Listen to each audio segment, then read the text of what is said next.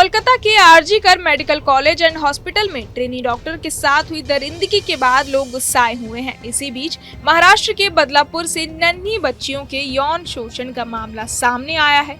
इन मामलों और ऐसे कई मामलों को लेकर लोग गुस्साए हुए हैं और दोषियों को दरिंदा बताकर उनके लिए फांसी की मांग कर रहे हैं। ऐसे में चलिए आपको बताते हैं कि पौराणिक आधार पर इस अपराध को कितना बड़ा पाप माना गया है और इसके लिए किस तरह के दंड का विधान था।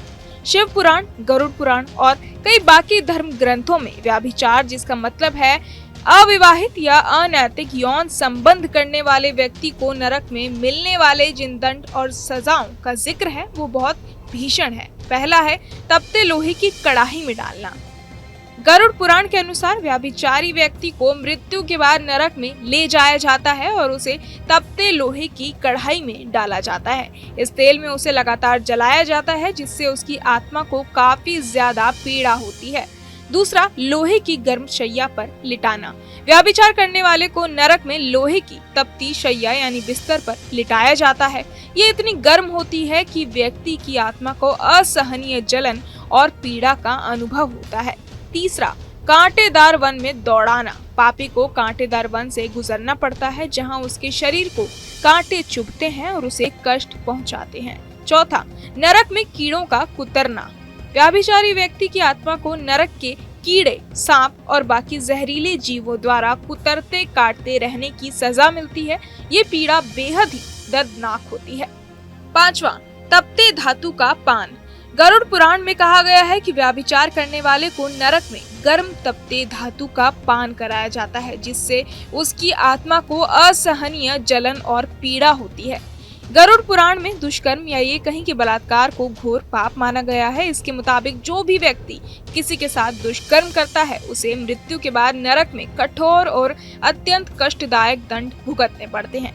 गरुड़ पुराण में इस तरह के पापियों के लिए विशेष नरकों का वर्णन किया गया है जहां उन्हें उनके पापों के लिए असहनीय यातनाएं दी जाती हैं। ऐसे पाप करने वालों को न सिर्फ शारीरिक बल्कि मानसिक और आत्मिक पीड़ा का भी सामना करना पड़ता है। गरुड़ पुराण के एक श्लोक में दुष्कर्म करने वाले व्यक्ति के लिए जो सजा बताई गई है वो रूह कपा देने वाली है। श्लोक का मतलब साफ है कि दुष्कर्म का दंड ऐसा है कि मृत्यु दंड भी छोटा पड़ जाए।